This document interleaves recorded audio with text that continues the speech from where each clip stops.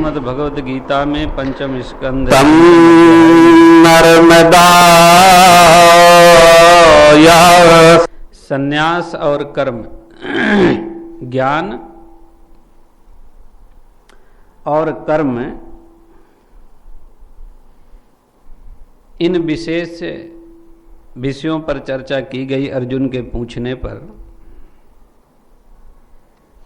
इसी क्रम में 16वें श्लोक में भगवान अर्जुन से कहते हैं, हे अर्जुन, 16वां हो गया था ना, हमें तो लग रहा है 17 भी हो गए थे, क्यों मैटर? अच्छा, ज्ञानेन तु तद् ज्ञानम् येषां नासितमात्मनः तेषामादित्यवन् ज्ञानम् प्रकाशयति तत्परम् तद्बुद्धयस्तदात्मानस्तन्निष्ठा तत्परायणः गच्छन्ते पुनरावृत्तिं ज्ञान निर्धूत कल्मषाः। ज्ञानेन तु तद् अज्ञानम् येषां नासित आत्मना। आत्मनाः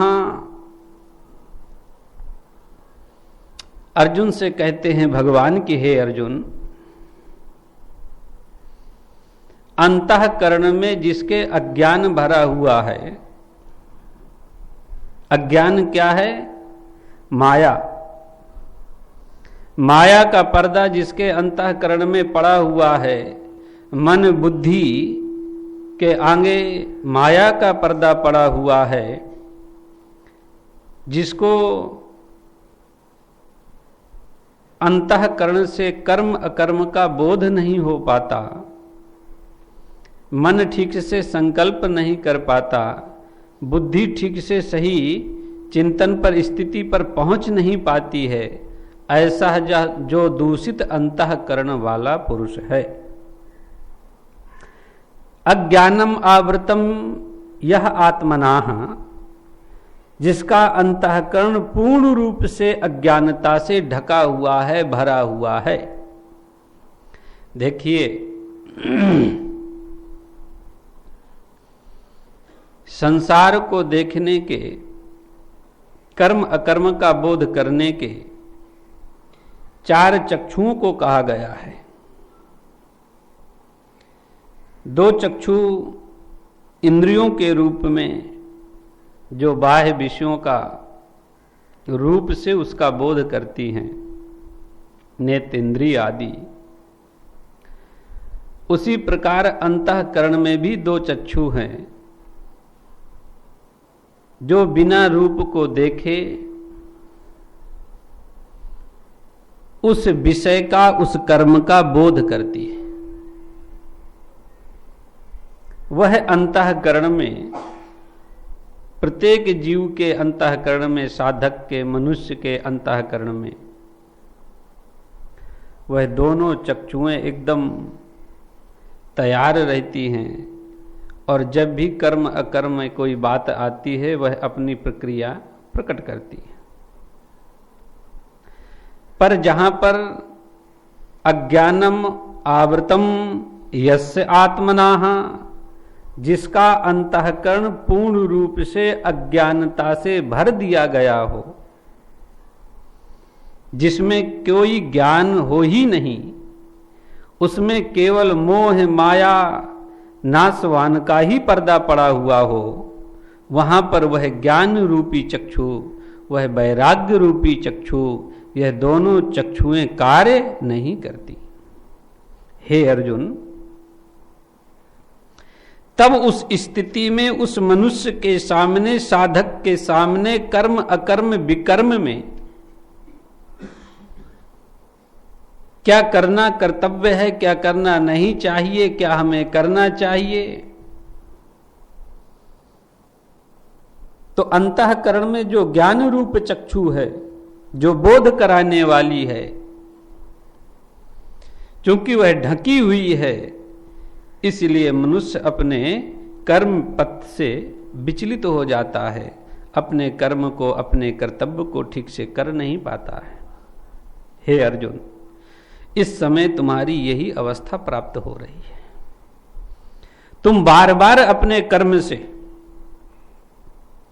हमने पूर्व अध्याय में तुमसे सन्यास के लिए और कर्म के लिए दोनों को कहा, पर तुम कहते हो कि जब सन्यास श्रेष्ठ है तब आप इस कर्म में क्यों प्रवृत्त करा रहे हैं। प्रश्न याद है ना? यह मूल प्रश्न था अर्जुन का कि कर्मों से सन्यास लेना यदि श्रेष्ठ है और सन्यास मार्ग से भी उस तत्व की प्राप्ति की जा सकती है, तब आप कर्म मार्ग में हमें क्यों लगा रहे हैं, इस हिंसा मार्ग पर क्यों लगा रहे हैं, हमसे युद्ध क्यों करा रहे हैं। यह बार बार हे अर्जुन तुम्हारे अंदर जो जिज्ञासा उठ रही है, तुम सन्यास को ही श्रेष्ठ समझ रहे हो, ज्ञान रूप चक्षु से इसका बोध नहीं कर पा रहे हो, क्योंकि ज्ञान रूप जब नेत्र खुलता है तो हनन क्रिया का लोप होता है। अर्थात उस समय ज्ञानी के द्वारा भी यदि हनन किया जाए, किसी जीव की हत्या की जाए, उसको मृत्यु दंड दिया जाए, तो वह हनन दोष उस ज्ञानी के ऊपर लगता नहीं। यद्यपि सन्यास मार्ग भी श्रेष्ठ है और उस सन्यास मार्ग के द्वारा भी उसी तत्व को जाना जाएगा जिस तत्व को कर्म योग के द्वारा, कौन सा कर्म योग? निष्काम कर्म योग के द्वारा जाना जाएगा, प्राप्त किया जाएगा। हे अर्जुन, जिसका अंतःकरण अज्ञान से पूर्ण रूप से आवृत हो गया है, भर गया है, और उस अज्ञान को ज्ञानेन तू नासित आत्मना, जिसने ज्ञान रूप तलवार का सहारा लेकर उस अज्ञान को नष्ट कर दिया हो,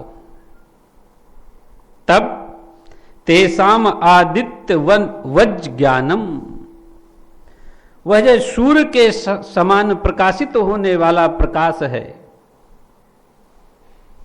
जो संपूर्ण संसार के अंधकार को नष्ट करने वाला प्रकाश है। एक सूर्य का प्रकाश संपूर्ण लोक के अंधकार को नष्ट करता है, पर वह जो ज्ञान है, जो अज्ञानांधकार को नष्ट करता है, वह कोटि सूर्य समप्रभा। वह ज्ञान कैसा है? करोड़ों सूर्यों के समान है, जो हृदय के अंदर विराजमान अज्ञान रूप अंधकार को नष्ट करने वाला है। वहां मोह का, माया का पर्दा छिन्न भिन्न करने वाला है। वह जो ज्ञान है, वह जो ज्ञान का प्रकाश है, ज्योति है, वह करोड़ों सूर्यों के प्रकाश के समान है, मानो करोड़ों सूर्य अंतःकरण में प्रकाशित हो गए हो। प्रकाशयति तत्परम, और ऐसा जो प्रकाश होने वाला जो अंतःकरण है, जहां पर ऐसा प्रकाश प्रकाशित हो रहा है, तत्परम, वह जो परम पद है, कौन? ब्रह्म का परम पद, उस ब्रह्म के परम पद को वह अंतःकरण वाला व्यक्ति प्राप्त कर लेता है। तद बुद्धिस्तदात्मानं तन्निष्ठा तत्परायणाः, जिसकी बुद्धि, जिसका मन, जिसकी निष्ठा, तत्परायणाः, ऐसा साधक जो नित्य निरंतर उस स्वरूप का स्मरण करता है, ध्यान करता है और तदाकार में परिणित हो जाता है, जिसकी मन बुद्धि दोनों तदाकार की अवस्था को प्राप्त होती है। तदाकार की अवस्था कब प्राप्त होती है? जब यह जीव नित्य निरंतर उस स्वरूप का, उस आकृति का ध्यान करते करते उसमें तन्मयता को प्राप्त हो जाता है। जहां पर इसे बाह्य विषयों का बोध न रहे, अपने शरीर का बोध न रहे, नाशवान का बोध न रहे, और उसका चिंतन करते करते उसमें तल्लीन हो जाना, इसी को तत्परायणाः कहा गया है। तदाकार की अवस्था को प्राप्त होना। तो जो साधक अपने इष्ट पर, भगवान पर अपनी बुद्धि को, मन को तन्निष्ठा, यहां पर एक शब्द प्रयोग किया, निष्ठा। क्यों? निष्ठा का बहुत बड़ा भाव है। अगर हमारी दृढ़ निष्ठा नहीं होगी और निष्ठा के साथ हम उस कर्म में प्रवृत्त नहीं होंगे, अपने इष्ट का, उस ईश्वर का हम निष्ठा के साथ ध्यान नहीं करेंगे, तो वहां तदाकार की अवस्था उस जीव को प्राप्त नहीं होगी। दृढ़ता पूर्ण रूप से होनी चाहिए। अगर दृढ़ता है तो उसी दृढ़ता से, विश्वास से, स्थिरता से यह साधक उस परमात्मा का स्मरण करते करते तदाकार को परिणित हो जाता है। जिसकी मन बुद्धि तदाकार को प्राप्त हो गई है, तदाकार में एकत्व भाव आता है। और गीता जी में पूर्व में ही व्यास जी ने कहा, अद्वैतामृत वर्षणी। यहां जिस सत्ता का बोध कराया गया, जिस तत्व का बोध कराया गया, तो एकत्व भाव में। और जो तदाकार की अवस्था होती है वह एकत्व भाव की ही होती है। वहां वह जीव साधक अपने स्वरूप की विस्मृति कर बैठता है और ध्येय की उपासना करते करते ध्येय में इस प्रकार तल्लीन हो जाता है कि अपने स्वरूप का उसे बोध नहीं रहता, संसार का बोध नहीं रहता। फिर उस सत्ता में जाकर शिवोहम, मैं ही शिव हूं, मैं ही ब्रह्म हूं, मैं ही जगत हूं, इस भाव में आकर स्थिर हो जाता है।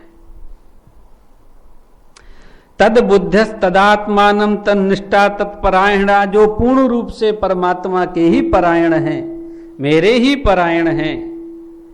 गच्छन्त अपनरावृत्तिम, ज्ञान निर्धूत कल्मषाः, और ज्ञान के द्वारा जिसके संपूर्ण कल्मष अघपाप नष्ट हो गए हैं, धुल गए हैं। ज्ञान का प्रकाश जिसके अंतःकरण में जला, उसके संपूर्ण अघ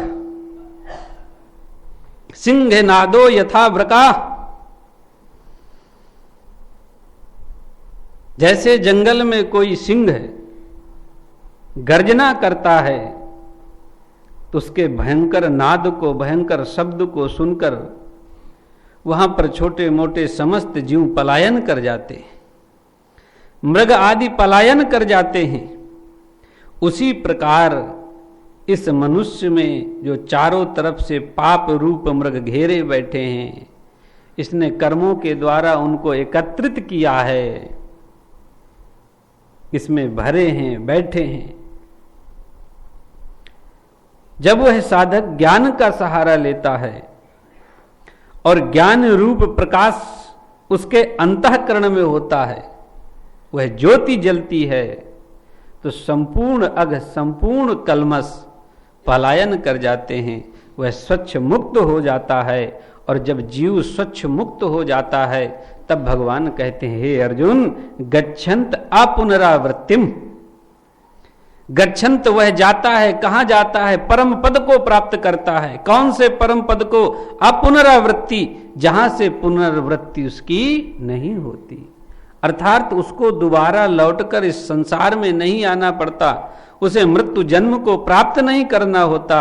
वह शुद्ध मुक्त परमेश्वर उस स्वरूप उस धाम में लीन हो जाता है, जिसका मूल उद्देश्य था, परमात्मा ने जिस लिए कृपा की थी, सुर दुर्लभ है जो यह मनुष्य देह प्रदान की थी। अगर यह जीव, यह साधक ऐसी स्थिति में आकर पुनरावृत्ति को प्राप्त हो गया तो उसका यह जीवन सफल हो गया। 84 लाख योनियों में जहां जहां घूमता रहा, जहां जहां से भटक कर आया, और जो कर्म किए, जो भी किया, इस देह में रहकर नाना प्रकार के कर्म किया, अगर वह पुनरावृत्ति को प्राप्त नहीं होता तो धिक्तम नरम है, वह मनुष्य धिक्कार है, मनुष्य कहने योग्य नहीं है। पशु समम भुवि भार रूपा, वह तो पशु के ही समान है, भोगों को भोगने वाला और बार बार मृत्यु और जन्म को प्राप्त होने वाला। इसलिए हे अर्जुन, जहां पर ऐसा ज्ञान रूप प्रकाश जलता है, दीपक जलता है, गच्छन्ति अपुनरावृत्तिम, वह अपुनरावृत्ति को प्राप्त हो जाता है, परमात्मा के परम स्थान को प्राप्त कर बैठता है। ऐसा जो ज्ञानी है, जिसके अंतःकरण में ज्ञान का दीपक जला, माया का पर्दा छिन्न हो गया, जो ज्ञान की सत्ता में एकत्व भाव में स्थित हो गया, उसकी दृष्टि कैसी है? दृष्टि के लिए भगवान कहते हैं, विद्या विनय संपन्ने ब्राह्मणे गविहस्तनिः शुचिचैव स्वपाके चा पंडिता समदर्शिना। ज्ञानी की दृष्टि कैसी है?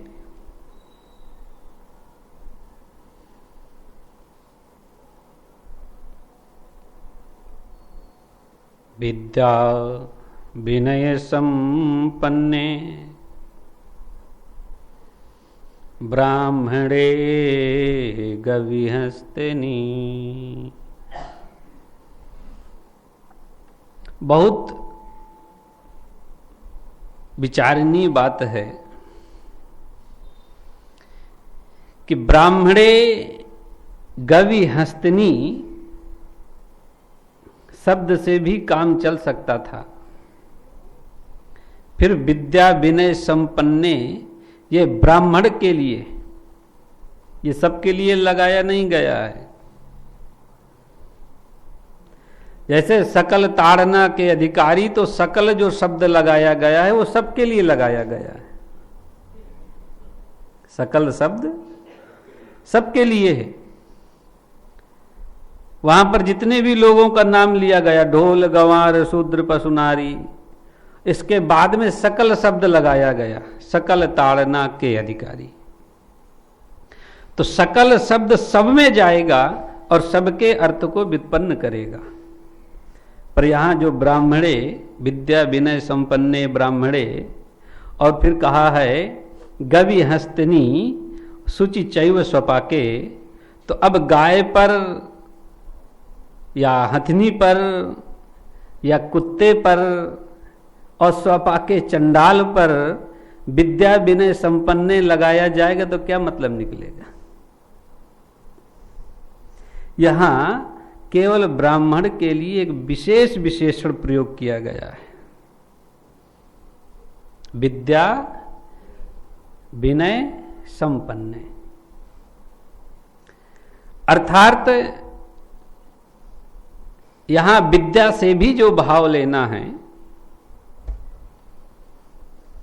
अन्य पुस्तकों को पढ़कर उनके ज्ञान को अर्जन कर लेना ही विद्या नहीं है।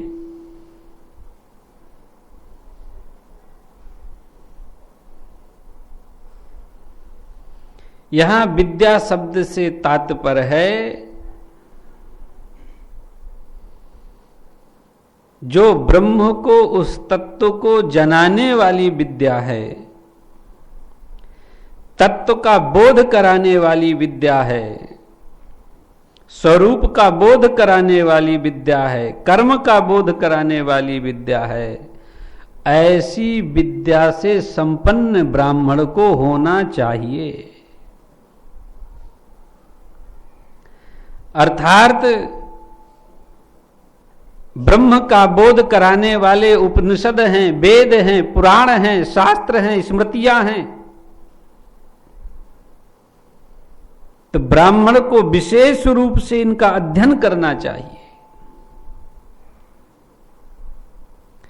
अगर ब्राह्मण ब्रह्म को जनाने वाली विद्या का अध्ययन नहीं करता तो गोस्वामी तुलसीदास जी कहते हैं, सोचिए विप्र जो वेद विहीना, सोचिए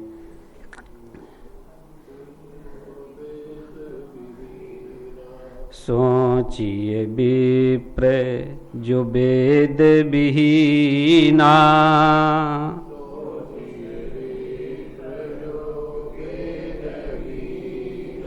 सोचिए विप्र जो वेद विहीना,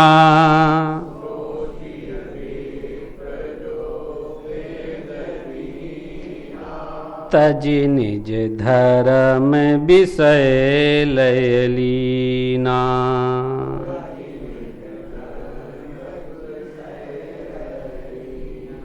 तजि निज धर्म विषय लय लीना।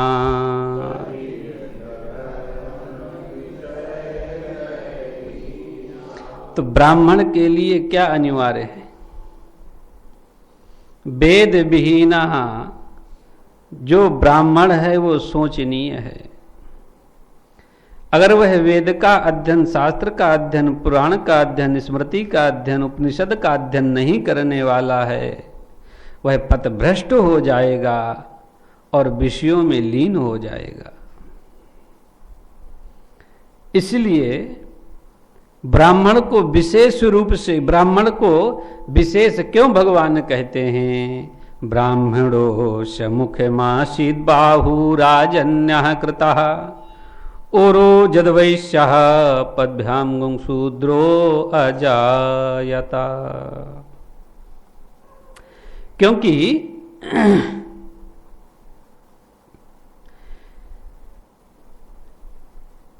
हम लोग जब कहीं किसी प्रोग्राम पर जाते हैं तो बहुत अच्छे कपड़े पहनने के बाद भी बार बार किसको देखते हैं? मुख को। कपड़ों को देख लिया, हाथ पैर को देख लिया, और बार बार हम देखते हैं मुख को। और मुख क्या है? तो भगवान स्पष्ट कहते हैं, ब्राह्मणोस्य मुख है। ब्राह्मण भगवान के मुख हैं। भगवान के दो मुख हैं, एक ब्राह्मण मुख है और एक अग्नि मुख है। भगवान कहते हैं कि जब मुझे किसी पदार्थ को पाना होता है तो इन्हीं दो मुख से ही मैं खाता हूं। स्वाहा के द्वारा मैं तृप्त होता हूं अग्नि रूप मुख से। जब लोग प्रज्वलित अग्नि में मेरा मुख है, उसमें स्वाहा आहुति डालते हैं, उसका मैं भक्षण करता हूं, प्रसन्न होता हूं, आनंदित होता हूं। यद्यपि उपनिषद वाक्य में परमात्मा को चक्षु भोक्ता कहा गया है। परमात्मा जो भी ग्रहण करते हैं वह केवल दृष्टि मात्र से ही ग्रहण करते हैं। उनकी दृष्टि पड़ जाए, वह वस्तु उनको स्वीकार है, ग्रहण कर लिया। फिर भी भगवान कहते हैं कि दो मुख, एक अग्नि रूप मुख और एक ब्राह्मण रूप मुख। अंगों में जो श्रेष्ठ है वह मुख है, वर्णों में जो श्रेष्ठ है वह ब्राह्मण है। इसलिए ब्राह्मण को, मुख को पवित्र करने के लिए इसमें वेदवाक्य होना आवश्यक है। इसकी वाणी में वेदवाक्य हो, उपदेशात्मक वाक्य हो, जो राष्ट्र को, समाज को परमात्मा के विषय में बता सके, उनके कर्म के विषय में बता सके, अकर्म का बोध करा सके। यह बोध ब्राह्मण तभी करा सकता है जब वह वेद आदि शास्त्र आदि का स्वयं अध्ययन करेगा। इसलिए चतुर्थ युगों में जब कलिकाल का प्रवेश हुआ तो कलिकाल ने मूल में ब्राह्मण और गाय दो को पकड़ा।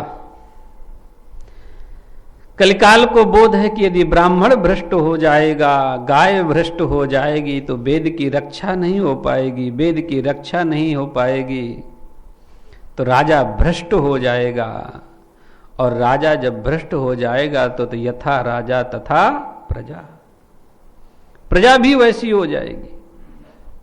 इसलिए भगवान कहते हैं विद्या विनय संपन्ने। जहां विद्या है वहां विनय सहजता में है। जो ब्राह्मण है, अंत में कहते हैं पंडिता, ब्राह्मणे और पंडिता दो शब्द हैं। जिसके द्वारा ब्रह्म का बोध किया गया हो, ब्रह्म तत्व को जानता हो, उसको ब्राह्मण कहा गया है। ब्रह्म में स्थिति हो जिसकी, सत्य असत्य का जो ठीक से विवेचन करने वाला हो, कर्म अकर्म का विवेचन करने वाला हो, जो हंस के सदृश हो, विवेकी हंस को कहा गया है। तो सत्य असत्य विवेचनीय बुद्धि यस्यः सः पंडाः, जो ऐसी बुद्धि को धारण करने वाला हो, कर्म अकर्म सत्य असत्य का ठीक से विवेक कर ले, विचार करे उसमें, और वह समाज को उपदेश दे। भगवान कहते हैं जो ज्ञानी है, जो ज्ञान में स्थित है, जिसकी एकत्व की दृष्टि है, जहां द्वैत भाव नहीं है। जैसे सुखदेव जी महाराज जब उनका जन्म हुआ तो जन्म काल में ही वह तुरंत उठे और चल दिए। क्यों सुखदेव जी आत्मज्ञानी थे। यद्यपि उनके जो पिताजी थे वो भी आत्मज्ञानी ही थे, पर उन्होंने संसार को की लीला दिखाने के लिए, उपदेश देने के लिए अपने पुत्र के पीछे पीछे भगने लगे। कथा सबने सुनी होगी, क्यों सुना है? नारायण सुने हो कि नहीं? अपने पुत्र के पीछे पीछे भगने लगे। व्यास जी ने कहा यम प्रव्रजंत मनुपेत मपेत कृत्यम द्वैपायनो बिरह कातरया जुहावा पुत्रेति पुत्रेति तन्मयतया तरवोभिनेन्दु तम सर्वभूत हृदयम मुनिमान तोष्मी। व्यास जी पीछे पीछे भग रहे हैं, पुत्रेति पुत्रेति तन्मयतया। वहां देखिए व्यास जी को मोह हुआ, क्योंकि सबसे प्रबल जो मोह है तो पुत्र मोह ही है। अनुभव करने वाले सामाजिक लोग इसका अनुभव भी करते हो। मोह में जो सबसे प्रबल मोह है वह पुत्र मोह है। जो ब्रह्मा जी के स्वरूप, भगवान शिव के स्वरूप, भगवान विष्णु के स्वरूप, जो भगवत स्वरूप ही कला अवतार आए हुए हैं, और उनके जन्म में भी वर्णन किया गया, ऐसा साक्षात भगवान व्यास पुत्र हो। यह सुखदेव जी भी कोई साधारण नहीं है, यह भी भगवत स्वरूप ही है। और व्यास जी उनके पीछे पीछे भग रहे हैं, पुत्र पुत्र बुला रहे हैं। कोई लौकिक संस्कार नहीं हुए, नाला छेदन नहीं हुआ। रास्ते में गए, देखा कि एक कोई स्थान था, कोई जलाशय था, वहां पर कुछ माताएं स्नान कर रही हैं, और वह 16 वर्षीय, वहां पर जो वर्णन सुखदेव जी का किया गया 16 वर्ष में किया गया है, और अभी नालद छेदन भी नहीं हुआ, अभी ही उनका प्राकट्य हुआ है, जन्म हुआ है, और जन्म काल में ही उनकी आयु ऐसी समझ में आ रही है मानो 16 वर्ष के हों। उस जलाशय के पास से जाते हैं, माताएं देखती हैं और सहज में उसी प्रकार स्नान करती हैं। व्यास जी पीछे पीछे पुत्र पुत्र कहते हुए पुकारते जा रहे हैं। उन माताओं की दृष्टि जब पड़ी कि व्यास जी पीछे आ रहे हैं, दौड़कर सब पार में गई और अपने अपने वस्त्रों को उठाकर अपने अंगों को ढकने लगी। व्यास जी ने इस दृश्य को देखा तो रुक गए। व्यास जी ने कहा, देवी तुम लोगों को क्या हो गया?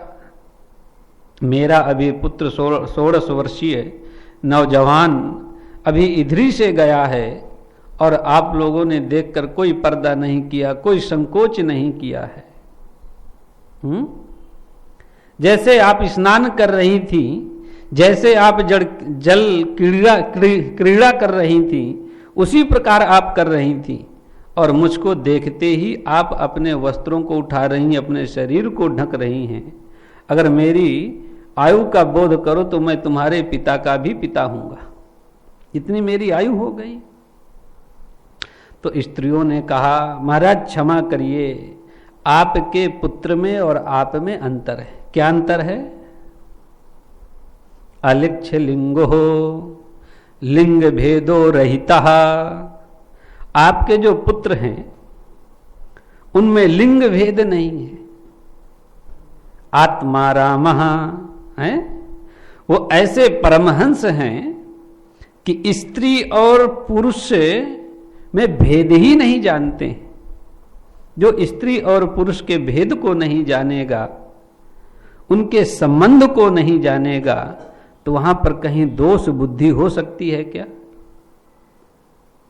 और आप स्त्री और पुरुष के भेद को जानने वाले, इसलिए तो ऐसे ज्ञानी यहां लीला मात्र ही लेना है। ऐसे व्यास जी भी पुत्र के मोह से मोहित हो रहे हैं, यह लीला मात्र में। वह सुखदेव जी महाराज भगवान के ही स्वरूप हैं और आत्मज्ञानी हैं, स्वरूपतः बोधक हैं, उनमें कहीं भी किसी प्रकार का कोई दोष नहीं है। तो विद्या विनय संपन्ने ब्राह्मणे, ब्राह्मण को कैसा होना चाहिए? विद्या से संपन्न होना चाहिए, वेद शास्त्र का अध्ययन करना चाहिए। स्मृतियों में ब्राह्मण के 6 मूल धर्म बताए गए। विद्या का अध्ययन करना, अध्यापन कराना, यज्ञ करना, यज्ञ कराना, दान लेना और दान देना। ब्राह्मण ये विचार मत करे कि हम केवल ब्राह्मण दान लेने के अधिकारी हैं, देने के नहीं। ब्राह्मण दान देना उसका कर्म है, उसको दान भी देना चाहिए। तो ऐसा जो ज्ञानी है, जिसकी बुद्धि ऐसी है कि विद्या से संपन्न जो ब्राह्मण है और गवि समस्त याज्ञिक पदार्थों को जो प्रकट करने वाली चतुष्पादों में जो पूज्य है, जो समस्त देवों की पूज्य है, जिसकी कृपा से समस्त देवों के कर्म पूर्ण होते हैं, क्योंकि किसी भी देव का जब पूजन किया जाता है तो पूजन में ही वहां पर जो भी वस्तुएं मांगी जाती हैं वह गाय की ही होती है। पंच गव्य बनाओ गाय का बनेगा, पंचामृत बनाओ गाय का बनेगा, दूध घी जो भी चाहिए, गोबर लीपना है, वहां का स्थान शुद्ध करना है तो गौ की ही आवश्यकता पड़ेगी। और एक बात और हम बताएं,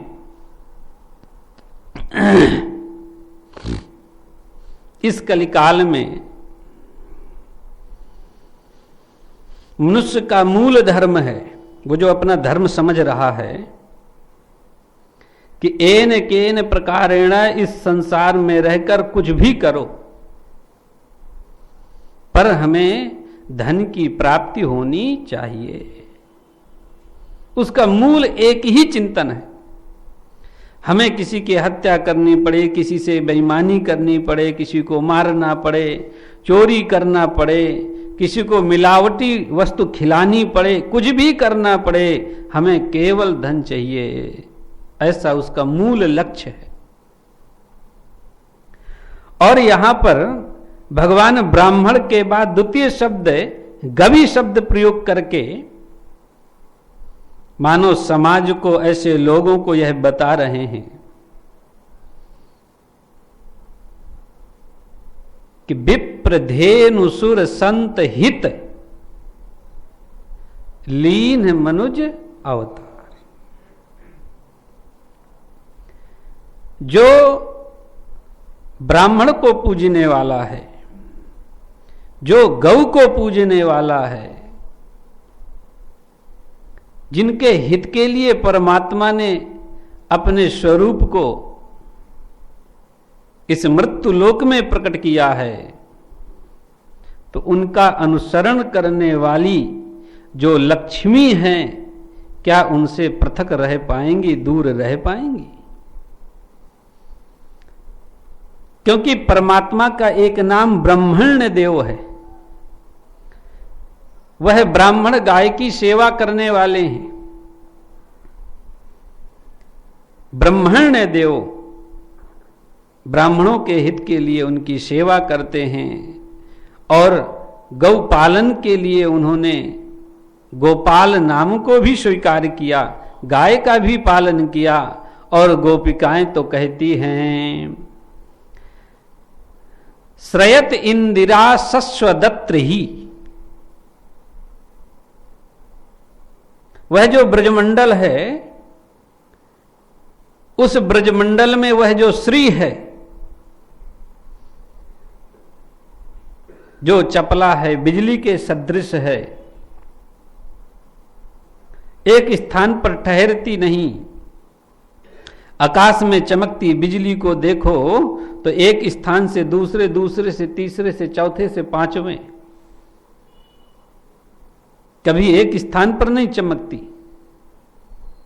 ऐसी जो श्री है, ऐसी जो लक्ष्मी है, ऐसी जो चपला है, वह परमात्मा के आते ही अचला भवती, अचल हो गई।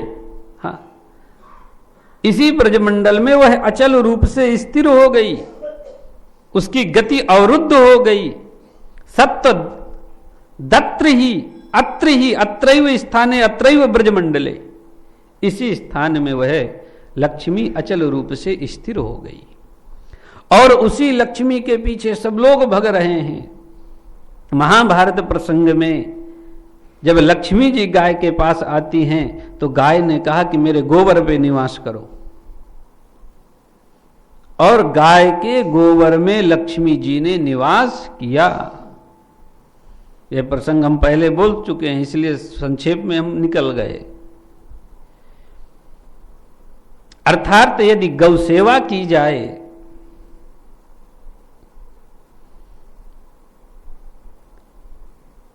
तो जिस लक्ष्मी के पीछे हम भग रहे हैं वह लक्ष्मी आकर हमारे उसी ब्रज मंडल, ब्रज शब्द कहा गया है जहां पर गाय रखी जाती हैं, बाणा शब्द, और उसी स्थान को ब्रज कहा गया है जहां पर बहुत सारी गायें एकत्रित की जाती हैं, रहती हैं जिस स्थान पर, और चारों तरफ से उसको बंद कर दिया जाता है। अब तो बाउंड्री आदि नई प्रक्रियाएं हो गई, नहीं पहले कांटों से लोग बाड़ा बनाते थे। बाड़ा शब्द का ही ब्रज शब्द है, जहां पर गाय रहती हैं उसको ब्रज कहा गया है। तो वह लक्ष्मी आकर उस स्थान पर जहां पर गोबर पड़ता है, जहां पर गाय निवास करती है, समस्त देवी देवता आकर उस स्थान पर निवास करने लगते हैं। इसलिए यहां पर श्रेष्ठ गाय का वर्णन करते हुए भगवान ने कहा कि जो ज्ञानी लोग हैं, आत्मज्ञानी लोग हैं, उनकी दृष्टि में समस्त वेदों से संपन्न जो ब्राह्मण है, अर्थात श्रेष्ठ ब्राह्मण, और चतुष्पादों में जो श्रेष्ठ है कौन? गाय। और हथनी, शुचि, कुत्ता, यह भी बलि का अधिकारी होता है, श्वान बलि दी जाती है। और स्वपाके, चंडाल, मतलब श्रेष्ठ और नीच, जो सबसे श्रेष्ठ हैं और जो सबसे नीचे के योनि के हैं, इन सब में भी चा पंडिता समदर्शिना, वह जो पंडित होता है, ज्ञानी होता है, वह इन पर समान दृष्टि ही रखता है, जानता है कि इनका जो शरीर है वह पृथक है, वस्तुतः इनके अंदर जो आत्मा है वह वही स्वरूप है, उसके अंदर कोई भेद नहीं होता है। ब्राह्मण में, गाय में, हथनी में, कुत्ते में और चंडाल में, इनमें एक ही भाव देखता है। अब यदि प्रश्न करो कि जब सब एक ही भाव से देखे जाते हैं तब फिर शास्त्र क्यों कहता है कि कुत्ते को ना पालो? शास्त्र क्यों कहता है कि फलाने का छुआ ना खाओ? फिर यह बातें क्यों होती हैं? देखिए, श्रेष्ठों में सबसे श्रेष्ठ चतुष्पादों में गौ है, और गौ का प्रत्येक अंग इतना शुद्ध है, इतना शुद्ध है कि परब्रह्म परमेश्वर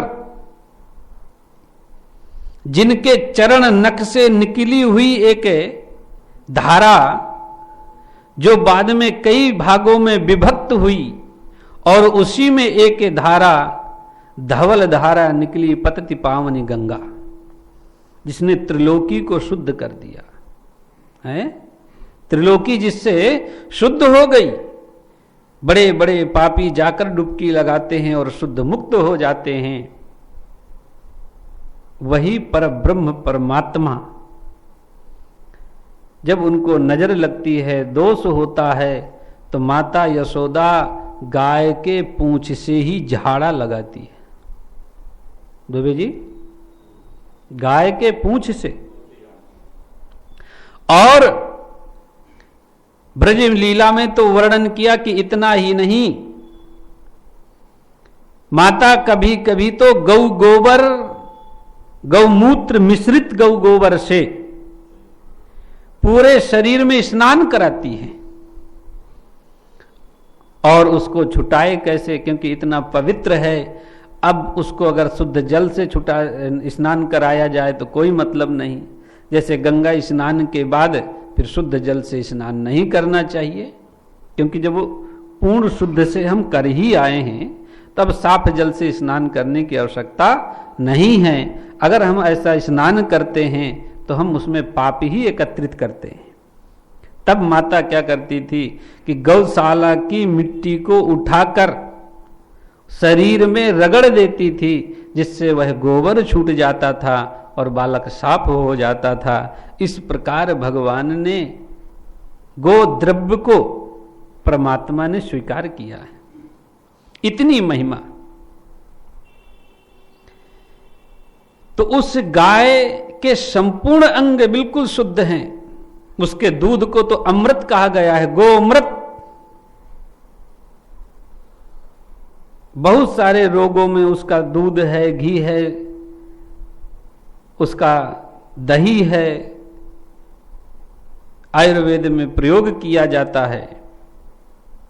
पर उसी गाय का जो मुख है वह इतना अपवित्र माना गया है, शायद नहीं सुने होंगे, कि यदि गाय किसी पात्र पर मुंह मार दे, पानी पी ले, तो 1000 बार मिट्टी लगा के धुल दो, वह शुद्ध होने वाला नहीं। 1000 बार मिट्टी लगाओ। मिट्टी हम अंतिम बात बोले हैं, क्योंकि मिट्टी के पहले बहुत सारी चीजें हैं। साबुन सोडा बहुत पहले की चीजें हैं। इनसे जो शुद्ध नहीं होती वो मिट्टी से शुद्ध होती है। पर हम कह रहे हैं कि 1000 बार मिट्टी लगा के उस पात्र को धुल दो, वह शुद्ध नहीं होगा। गाय का जूठा किया हुआ पात्र केवल अग्नि ही उसको शुद्ध करती है। जब अग्नि में तपाया जाएगा,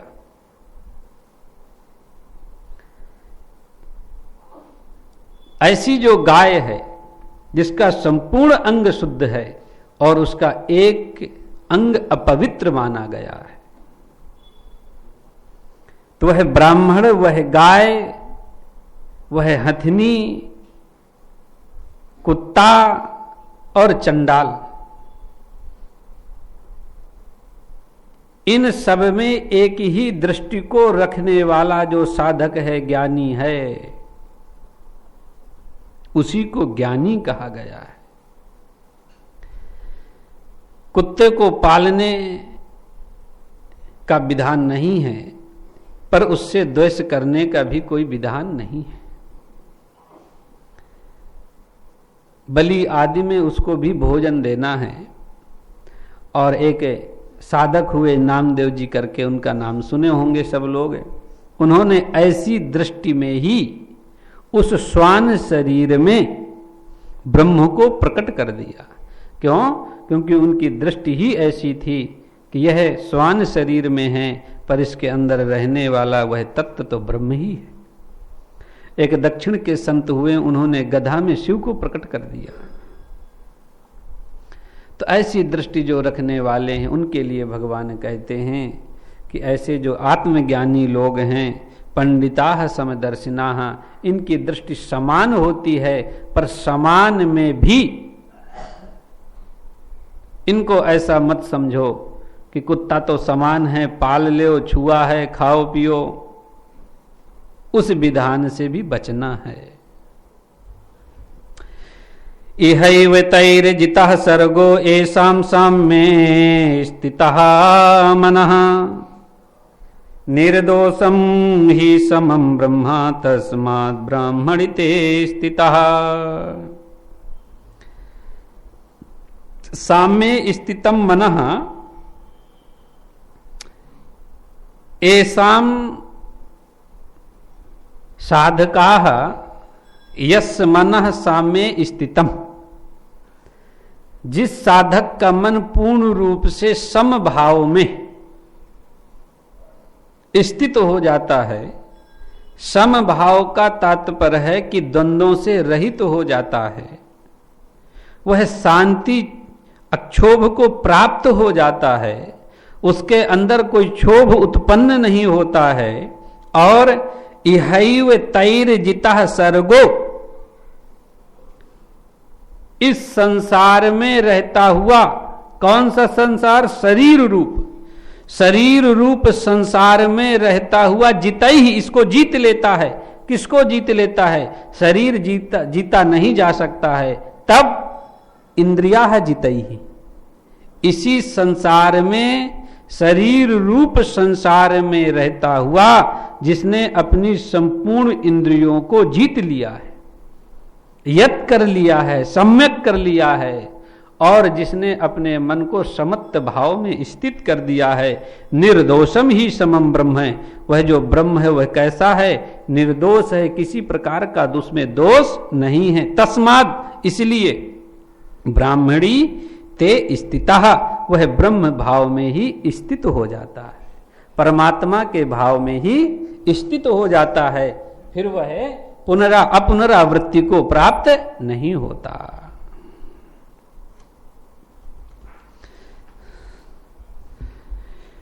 ना प्रहस्येत् प्रियं प्राप्य नो दुजेत् प्राप्य च प्रियं स्थिर बुद्धिरसम्मूढ़ो ब्रह्मविद् ब्रह्मणि स्थितः। ना प्रियं प्राप्य प्रहस्येत् ना दुजेत अप्राप्य च अप्रियम। उस ज्ञानी को कोई प्रिय वस्तु प्राप्त हो जाए तो वह बहुत प्रसन्न नहीं होता है, उसके अंतःकरण में कोई प्रसन्नता नहीं होती। क्यों?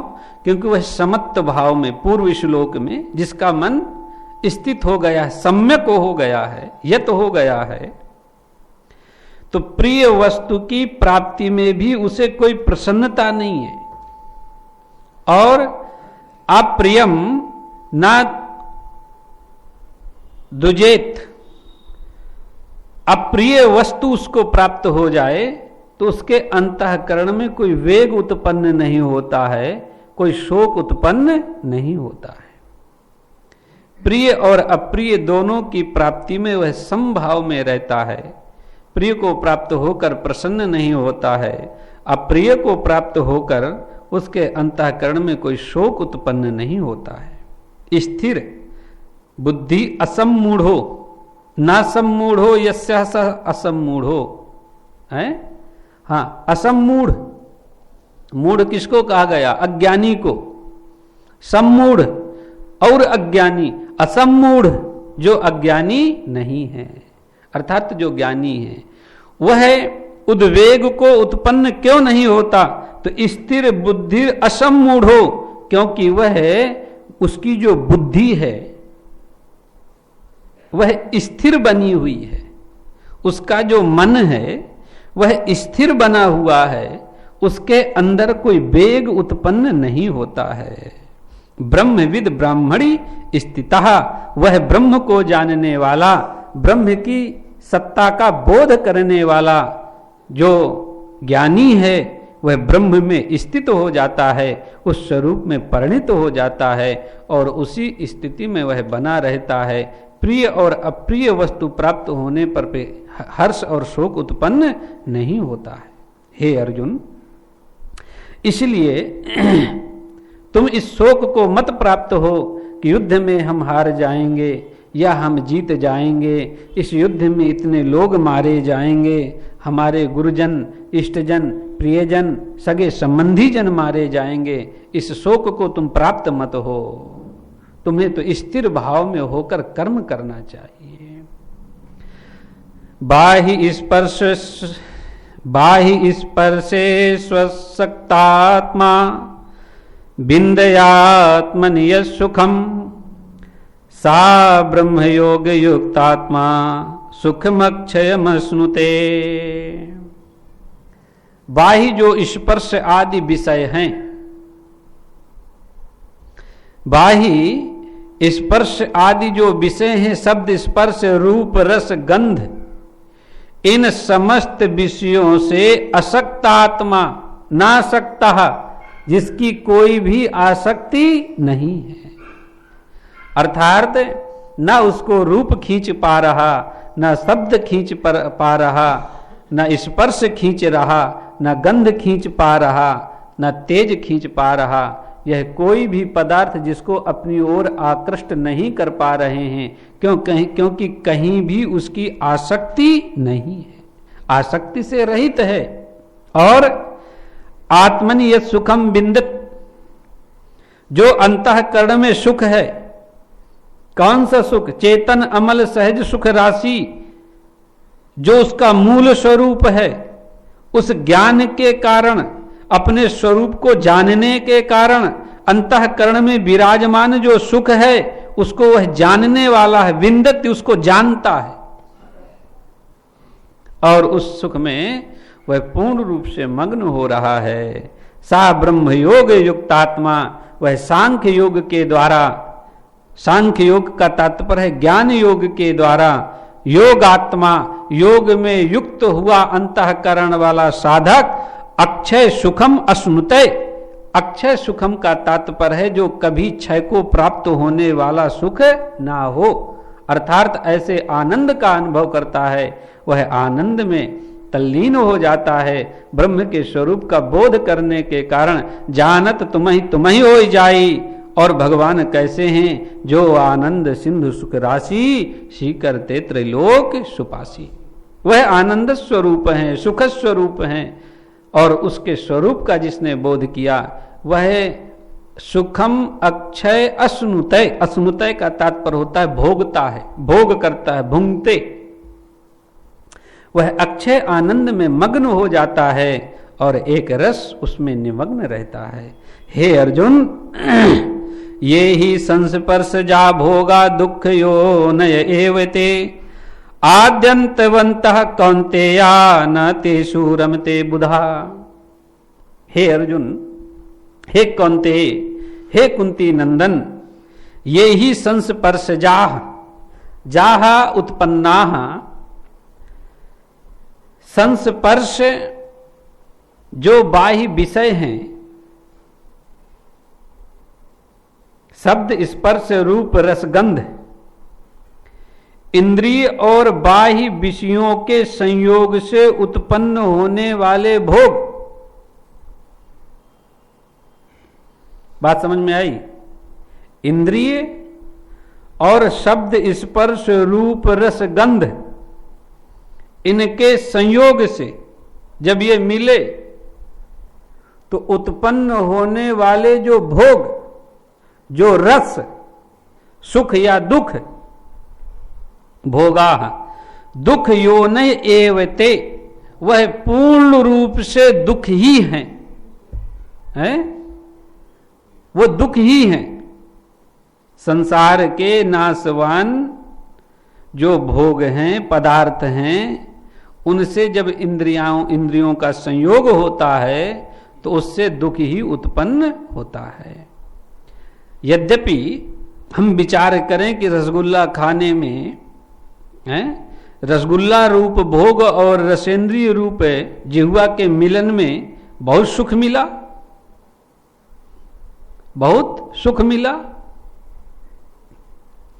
यह हमको एक क्षण के लिए, इसी प्रकार प्रत्येक इंद्रिय अपने विषय में जाकर क्षणिक सुख का अनुभव करती है, वस्तुतः वहां सुख नहीं होता है। बाद में उस इंद्रिय के द्वारा जो भोग किया गया है उसका परिणाम दुख ही है। क्यों? आद्यवंता, क्योंकि जितने भी इंद्रियाएं हैं, जितने भी भोग हैं, ये सब कैसे हैं? आदि और अंत वाले हैं। हाँ, ये आदि अंत वाले हैं, अर्थात उत्पन्न होते हैं, नष्ट होते हैं, इनका आदि और अंत का बोध किया जाता है। इसलिए हे कौन्ते, ना तेषु बुधः रमते, इन समस्त विषयों में, इन समस्त भोगों में बुधः ज्ञानी जन, विद्वान जन न रमते, इनमें रमण नहीं करते हैं, इनका भोग नहीं करते। 22 नंबर हो गए हमको आज खत्म करने की। कितने हैं? चलो देख रहे हैं।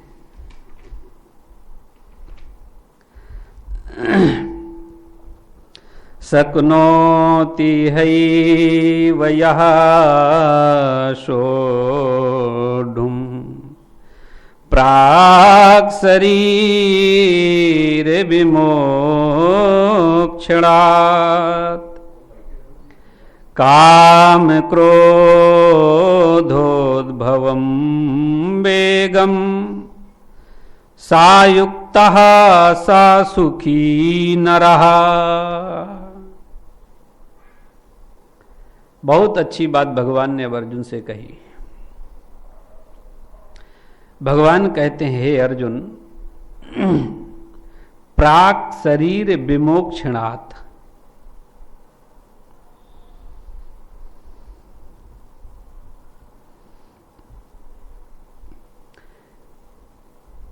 शरीर विमोक्षणात् प्राक, प्राक माने पूर्व में, जिसने शरीर छोड़ने से पहले ही साधन को नहीं किया और जब भी उससे कहा गया तो बस यही कहता रहा कि बस इस कार्य की सिद्धि हो जाए, इसके बाद भजन ही करना है। शरीर छूटने से पहले जिसने साधन नहीं किया और उसका बिना साधन किए हुए शरीर छूट गया, हे अर्जुन, ऐसे व्यक्ति की ऐसी गति होती है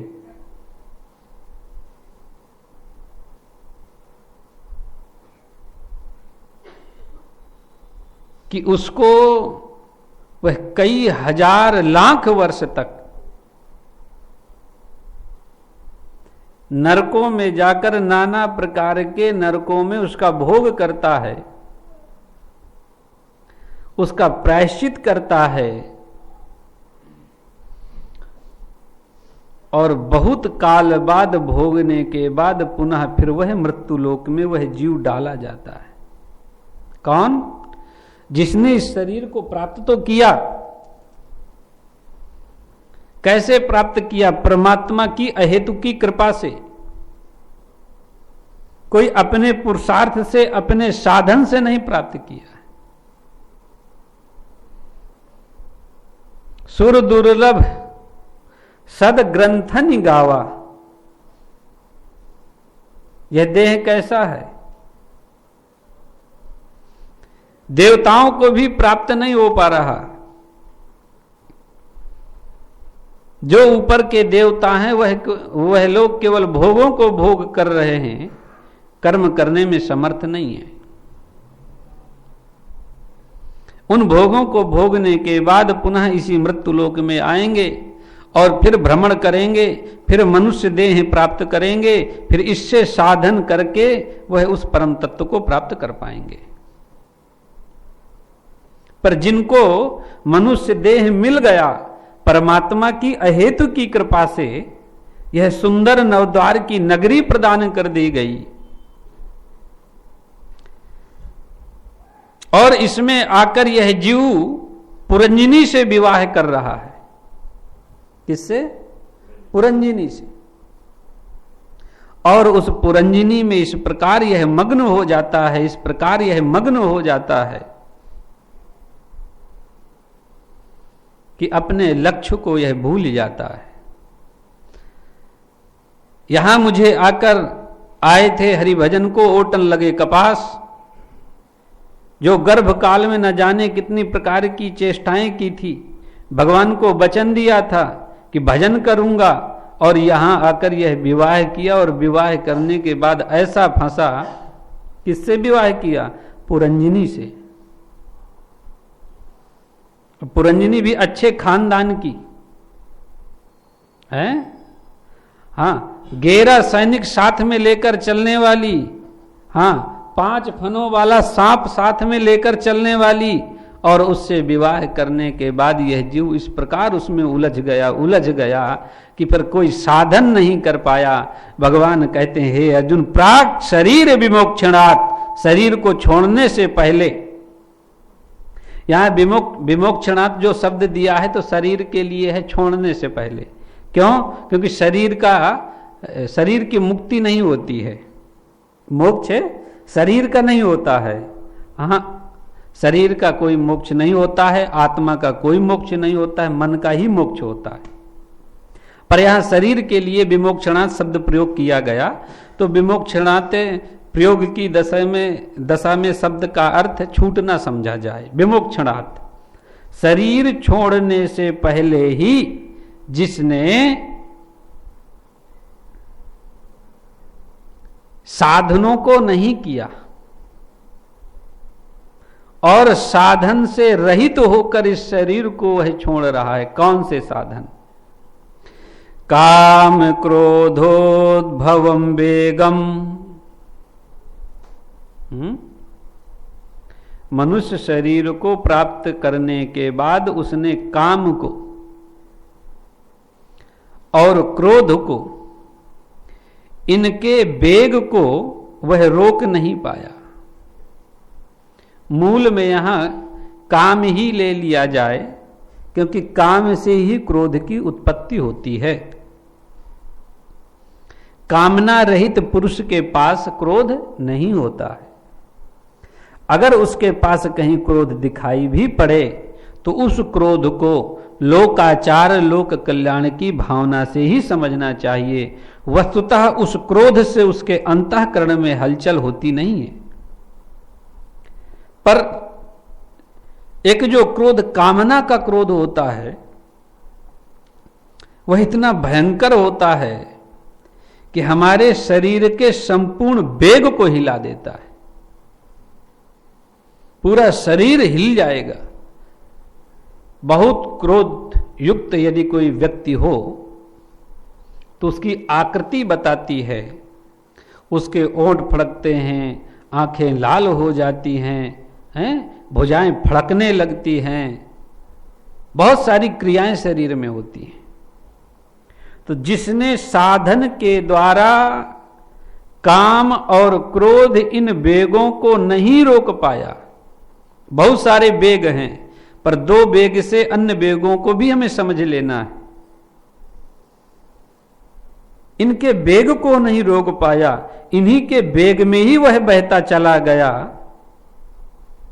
और वेग इतना खतरनाक है, भंवर इतनी खतरनाक है कि कर्णेन वेलाकुला, कर्ण रूप जब वह भंवर में फंसेगा तो फिर ऊपर नहीं आ पाएगा।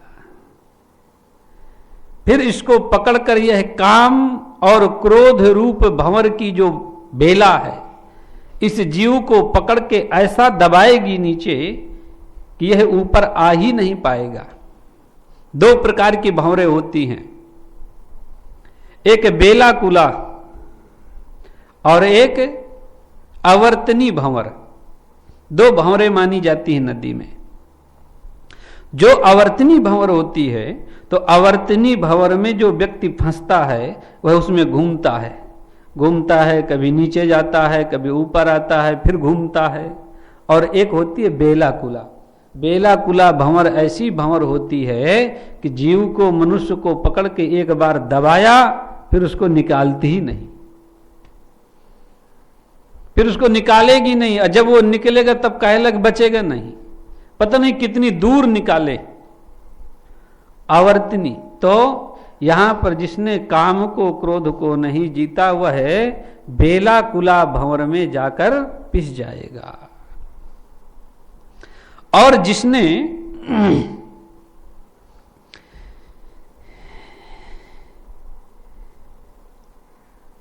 शक्नोति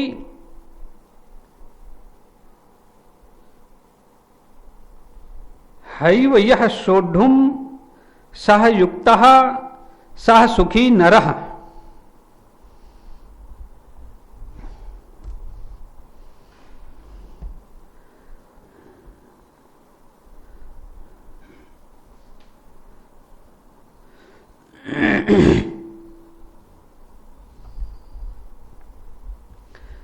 जिसने इस शरीर के द्वारा शरीर छोड़ने से पहले ही अच्छी प्रकार से इन वेगों को रोक लिया है, इन पर विजय प्राप्त कर लिया है, तो साह युक्तः वह योगी है और सा सुखी नरः वही सुखी है, वही सुख को, आनंद को असनुतः भोगने वाला है। और वही सांख्य योगी है, वही ज्ञानी है जिसने ज्ञान के बल से इन वेगों को रोक रखा है। योऽन्तः सुखोऽन्तरारामस् तथान्तर्ज्योतिरेव यः सा योगी ब्रह्म निर्वाणम ब्रह्मभूतोऽधिगच्छति। योऽन्तः सुखो, जो अंतःकरण में सुख स्वरूप है। अंतः स्थितः, जो अपने स्वरूप में स्थित है। अंतरा रामस, रामस रमुक क्रीड़ायाम रमन्ते, जो अपनी आत्मा में ही रमण करने वाला है। मास्टर साहब देखिए शब्द, अंतरात्मा स्थितः, जो अपने अंतःकरण में ही आत्म भाव में स्थित है। प्रथम आत्मा रामस, जो अपनी आत्मा में ही रमण करने वाला है, कहीं बाहर रमण करने वाला नहीं है। क्यों? क्योंकि आत्मा में स्थित है तो आत्मा के स्वरूप को जानता है। समाधि काल में लागी समाधि अखंड अपारा, भोले बाबा की समाधि लगी तो वहां पर भोले बाबा कहां रमण कर रहे हैं? अंतरात्मा, अपने अंतरात्मा में ही रमण कर रहे हैं, क्योंकि वही सुख, वही आनंद, वही सागर है। तो उसी सागर में, सुख आनंद रूप सागर में भगवान शिव रमण कर रहे हैं और उस आनंद से वह अलग नहीं आना चाह रहे, बाहर नहीं निकलना चाह रहे। कामदेव ने भी क्षोभ उत्पन्न कर दिया, भगवान को क्रोध आ गया। तो अंतरात्मा स्थितः, जो अपने अंतर्भाव में स्थित है, अंतर्गुह्य है, अपने स्वरूप में स्थित है। और अंतरात्मा राम, जो रमण करने वाला है, अपने स्वरूप में ही विचरण करने वाला है। अंतर ज्योति रेवचा, और अंतःकरण में ही उस दिव्य ज्योति का प्रकाश को जानने वाला है। ज्ञान का दीपक जलाने वाला है, सुंदर ज्योति को प्रकाशित करने वाला है। सा योगी ब्रह्म निर्वाणम ब्रह्म भूतोऽधिगच्छति। सा माने वह जो योगी है, सांख्य योगी है, ज्ञान योगी है या निष्काम कर्म योगी है, ब्रह्म निर्वाण ब्रह्म भूतोऽधिगच्छति, वह ब्रह्म स्वरूप को, वह ब्रह्म कैसे हैं? ब्रह्म निर्वाण निर्दोष रहता, ऐसे ब्रह्म को प्राप्त हो जाता है, ऐसे स्थान को वह प्राप्त कर लेता है। पुनरपि जन्म मृत्यु के चक्कर से वह ऊपर उड़ जाता है। लभन्ते ब्रह्म निर्वाण मृष्य क्षीण कल्मषः छिन्न द्वैता यदात्मानः सर्वभूत हिते रतः।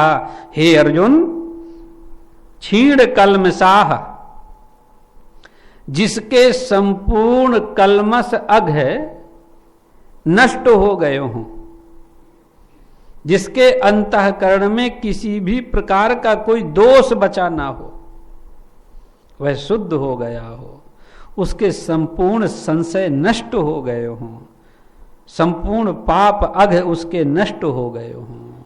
और सर्वभूत हिते रताः, समस्त भूत प्राणियों के हित की भावना से रताः, जो रत है, कार्य कर रहा है, ऐसा जो साधक है। देखिए, जिसके संपूर्ण अघ नष्ट हो गए हों, तब प्रश्न उठा कि वह कर्म में क्यों प्रवृत्त हुआ? तो भगवान कह रहे हैं कि सर्वभूत हिते रता, यद्यपि उसे कर्म करने की आवश्यकता नहीं है, वह शुद्ध हो चुका, मुक्त हो चुका, फिर भी यदि वह कर्म कर रहा है तो उसका एक भाव है कि लोक कल्याण की भावना से समस्त भूत प्राणियों का कल्याण हो, इसलिए वह कर्म कर रहा है। जैसे सनकादि ऋषि यह आत्मस्वरूप के बोधक थे, ब्रह्मा जी के मानसपुत्र बंधनों से मुक्त थे। अपूर्वे सामपि पूर्वजाः, ये पूर्वजों के भी पूर्वज होते हुए केवल 5 वर्ष ही इनकी आयु मानी गई, फिर भी वह लोग विचरण कर रहे हैं। और विचरण करते हुए नारद जी मिले, नारद जी से कहा, हे नारद, तुम्हारी यह दशा कैसी है? गत वित्तो यथा जनाः तुम तो ऐसे समझ में आ रहे हो जैसे तुम्हारा धन लुट गया। किसका धन? कृपण का धन। जैसे किसी कृपण का धन कोई लूट ले, उसकी ऐसी दशा होती है, उसी दशा को तुम भी प्राप्त हो रहे हो। नारद जी ने संपूर्ण बात का निवेदन किया और उन्होंने श्रीमद् भागवत का उपाख्यान प्रकट किया। अब यहां पर सनकादियों को न तो भ्रमण की आवश्यकता है, न तो किसी सत्संग की आवश्यकता है, न किसी को कथा सुनाने की आवश्यकता है, फिर भी यह संपूर्ण कर्म में प्रवृत्त देखे जा रहे हैं। क्यों? लोक कल्याण की भावना। तो सर्व भूत हिते रताः, जो समस्त भूत प्राणियों के हित में रत हैं।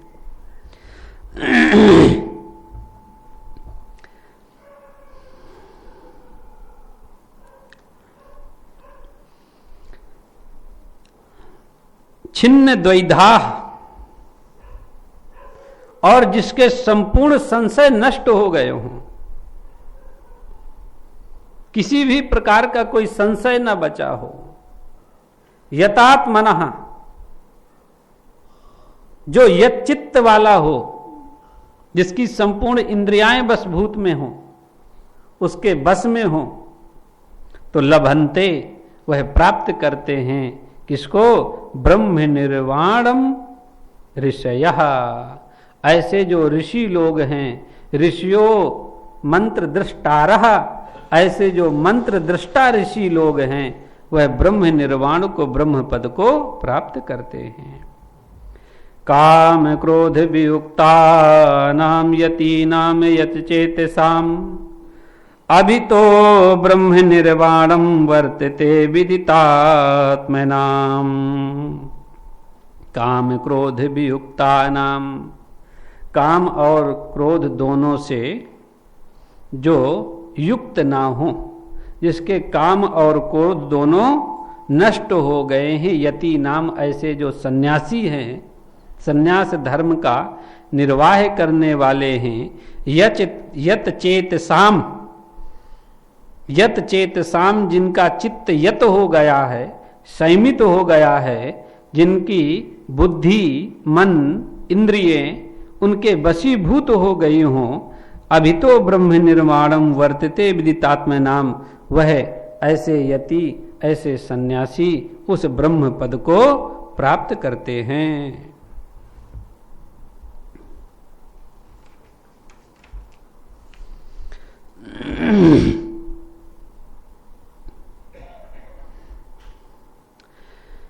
स्पर्शान् कृत्वा बहिर्बाह्यश्चक्षुश्चैवान्तरे भ्रुवौ प्राणापानौ समौ कृत्वा नासाभ्यन्तरचारिणौ। स्पर्शान् कृत्वा, स्पर्श करने योग्य, स्पर्श आदि जो भी विषय हैं,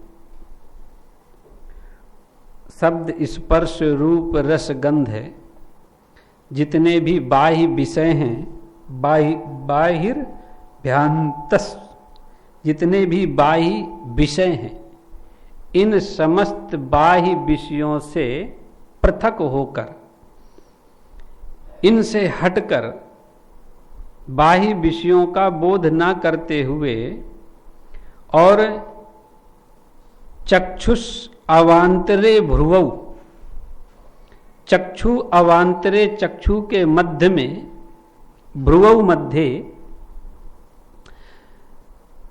दोनों चक्षुओं के मध्य भाग में, भ्रू भाग में, प्राणापानौ समौ कृत्वा, प्राण और अपान, जो नासिका और कंठ,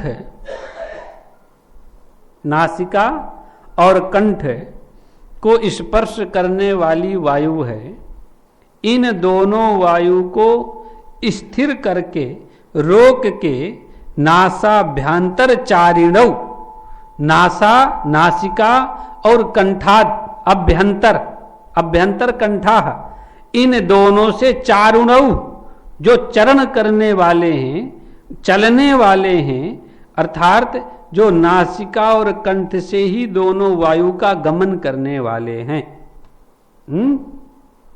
यत इंद्रिय मनोबुद्धिर, ये दोनों श्लोक जब होंगे तब अर्थ खुलेगा।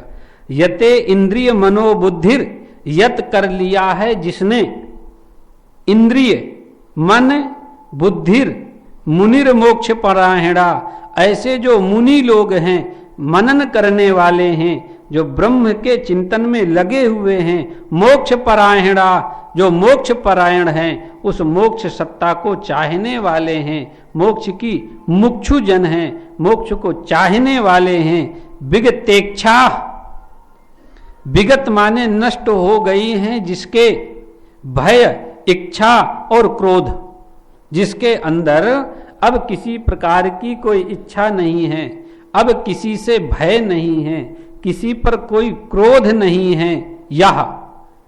यह युक्तः, ऐसा जो साधक है, ऐसा जो योगी है, सदा मुक्त एव सह, वह सदा मुक्त ही है, वह किसी बंधन में पड़ने वाला नहीं है। हे अर्जुन, भोक्तारम यज्ञ तपसाम सर्वलोक महेश्वराम सुहृदम सर्वभूता नाम ज्ञात्वा माम शांति मृच्छति। क्यों? क्योंकि भोक्तारम और यज्ञ तपसाम, संपूर्ण यज्ञ और तपों को अहम भोक्तारम, मैं ही भोगने वाला हूं। समस्त यज्ञों का भोग मैं करता हूं, तप का भी भोग मैं करता हूं, और सर्वलोक महेश्वराम, समस्त भूत प्राणियों का मैं ईश्वर हूं। ईशत्व शासत्व, मैं शासन करने वाला हूं। सुहृदम सर्वभूता नाम, समस्त भूत प्राणियों का मैं सुहृद हूं। अकारण करुणा वरुणालय हूं, उनमें सहज दया का दान करने वाला हूं। ज्ञात्वा इति, ऐसा जान करके या जानने वाला, माम शांतिम इच्छति, वह इस शांति को प्राप्त होता है, अर्थात उस शांति को, उस आनंद को, उस लोक को वह प्राप्त कर लेता है। स्वस्ति श्री महाभारते शतसहस्रायां संहितायां वैयासिकायां भीष्म पर्वणि श्रीमद्भगवद्गीतासु उपनिषत्सु ब्रह्म विद्यायां योगशास्त्रे श्रीकृष्णार्जुन संवादे कर्म संन्यास योगो नाम पंचमो अध्यायः। श्रीराम जय राम जय जय राम।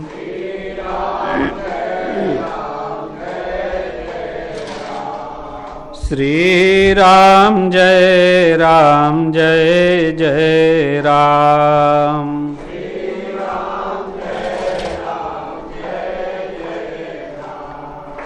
श्रीराम जय राम जय जय राम।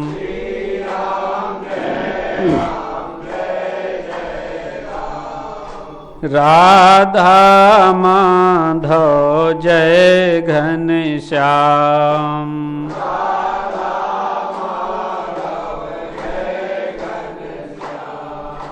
कमला बिमला मिथिला राम।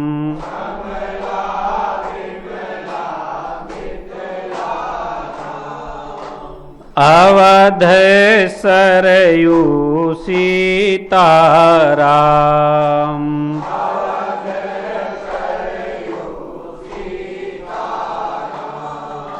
श्री राम जय जय राम।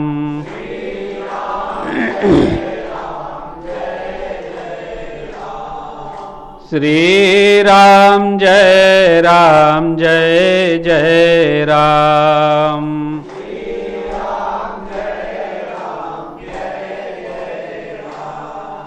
श्री राम जय जय राम।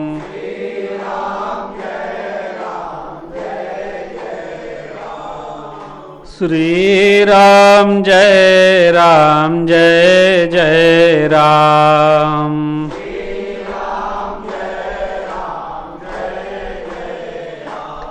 बोलिए श्रीमद् भगवत गीता की, भगवान श्री कृष्ण की, भगवान वेद व्यास की, हनुमान जी महाराज की, गंगा भागीरथी की, गुरुदेव भगवान की जय। जय श्री राधे।